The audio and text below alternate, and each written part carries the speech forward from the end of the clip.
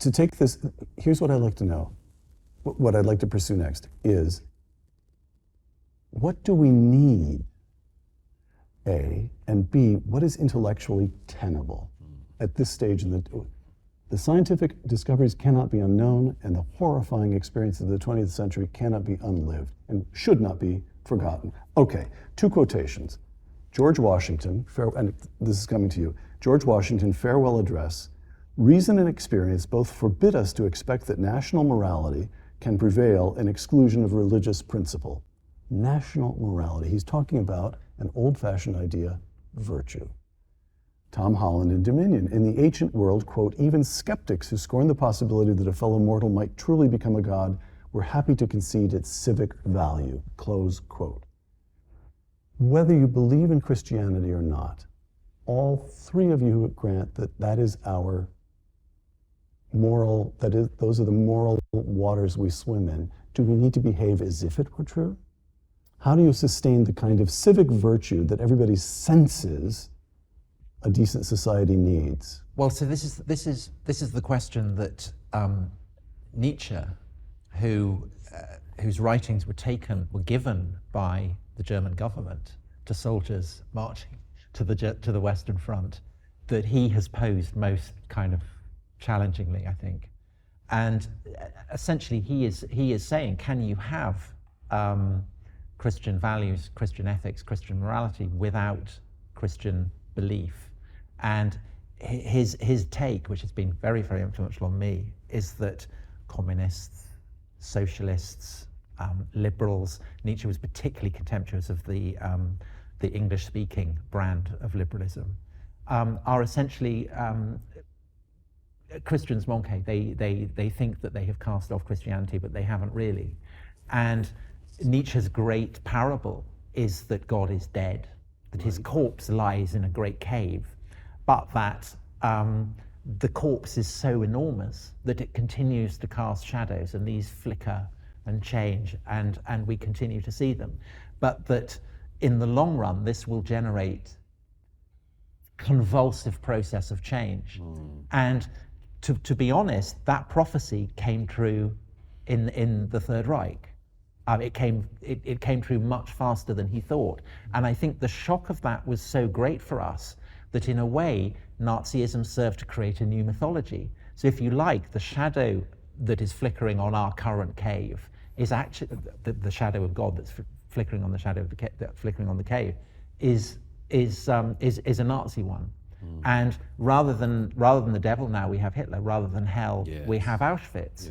And that is why we are so haunted by the Nazis. That's why Douglas said, I can't believe we got onto the Nazis already. But I mean, we're bound to, because I think before the Third Reich, people, even if they weren't Christian, they would accept Christ as the kind of the moral exemplar. And they would say, what would Jesus do? I think by and large, people now say, what would Hitler do, and do the opposite. And people accuse, the joke, you go on social media, within 3 seconds, people will accuse you of being a Nazi. This is the kind of the great joke. But it's similar to the readiness that people in earlier ages might have said, to accuse people of being in hock with the devil or whatever. But we fear and dread and loathe the Nazis for deeply, deeply Christian reasons.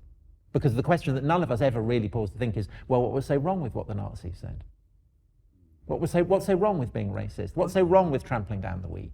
By the way, our friend David Berlinski says the Holocaust was like the crucifixion. It was an event that changed everything. Yes. Which is fair. Of course. Right. I mean, in Celan's most famous poem, there's a terrible line, remember, Tod ist ein Meister auf Deutschland. Death is a master from Germany. All right, so back to, while I've got these two Englishmen, while we're on this, so Charles, King Charles, gives a speech. Douglas is now an American. I'm not an American, I reside. You reside in America. You reside in America. I pass. Englishman in New York. You sting. You don't pass for 1 second. Pass. You don't pass for 1 second.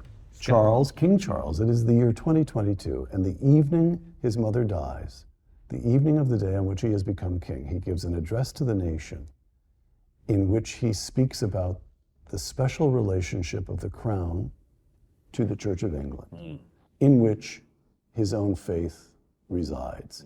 The role and the duties of monarchy also remain, as does the sovereign's particular relationship and responsibility towards the Church of England, the church in which my own faith is so deeply rooted. This is what? A hopeless anachronism? Useful to the nation to continue some sense of continuity with the English Christian inheritance? What do you do with this? If I could try to tie that up with what you said earlier about, and of course, Thomas Jefferson took the view that the civic virtues of Christianity were such that you could pretend to do it effectively, even if you didn't do the believing. And there's an interesting, I mean, there are people who believe in belief. I might be one of them. It's something that people can do. It's a good thing. It's all the data. Not a crazy position. All the in a data chaotic shows world, that right? you're going to be happier if you're a believer, and much more. In Britain, the established church has a very distinctive function, which is to effectively own, rein in. How would you put it? Temper the enthusiasm of religion, contain it within the state. It was a very important statement that he made. King Charles had in the 1990s toyed with this idea that he would, rather than take the title Defender of the Faith, would somehow be Defender of Faith. Right. And this is interesting because of course our own age has got a lot of sort of syncretic religion running through it. You know, hybrids of bits of Christianity, a bit of Buddhism, usually quite a large bit of Buddhism, and there was a sort of idea maybe he's going to do that. In which case, several things, including the established church, would have actually been in serious trouble. Right. He resisted that. He did a thing I think which is correct, is to say, no, this is one of the titles I've inherited, and I'm the defender of the faith, and that's just what we've inherited in England, in Britain. I mean, just specifically on the mystery of royalty and Christianity, I think that one of the problems for institutional Christianity, for the churches, is that in a way they've been too successful, that their teachings have, in a sense, been nationalized. So particularly in European countries, perhaps more than the United States, but still in the United States, education, health, all these kind of things that previously were the responsibility of churches have now, they've been secularized. And in a sense, the church itself has been secularized. It's the instinct, I think, of certainly in a national church like the Church of England, of many of the priests, is to identify with the kind of the preponderant ideology of the age, which is a secular one.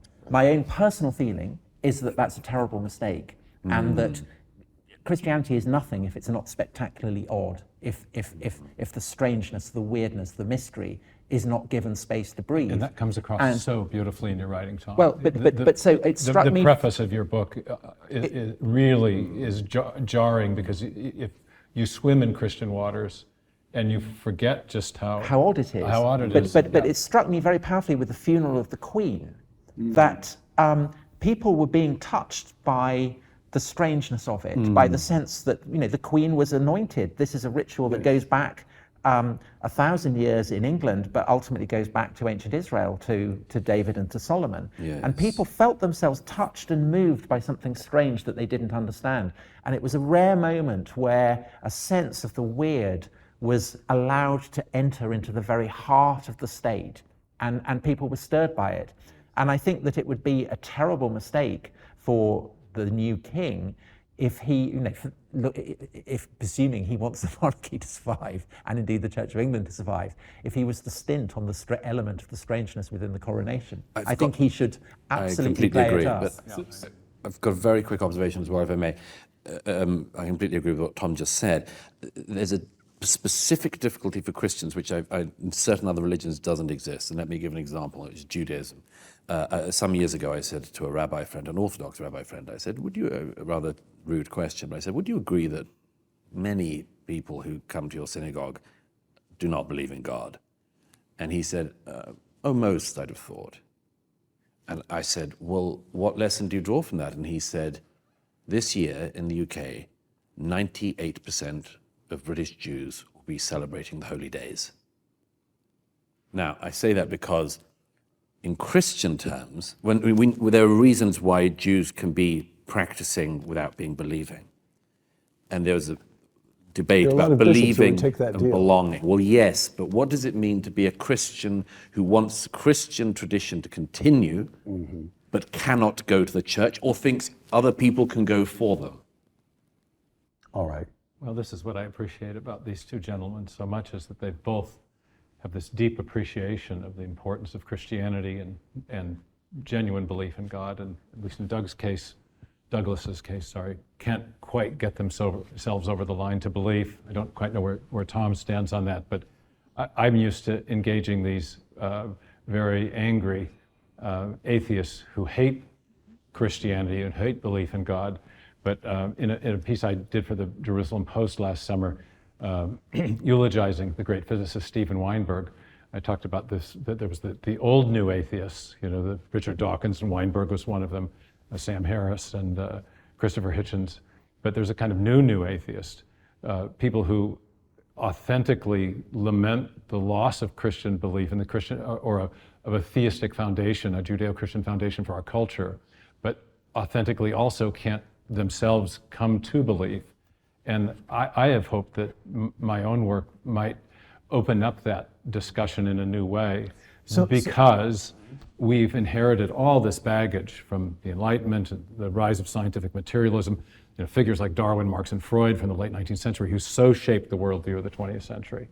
And yet I think there is a very legitimate and genuine intellectual opportunity to reassess these deep questions apart from the baggage of the religious wars. And within Christianity, I think there is a framework for explaining even how Christians can end up resorting to violence against each other, because there is this deep teaching about the fallenness of man and that affects us all. The human nature problem is not eliminated simply because you believe in Christianity.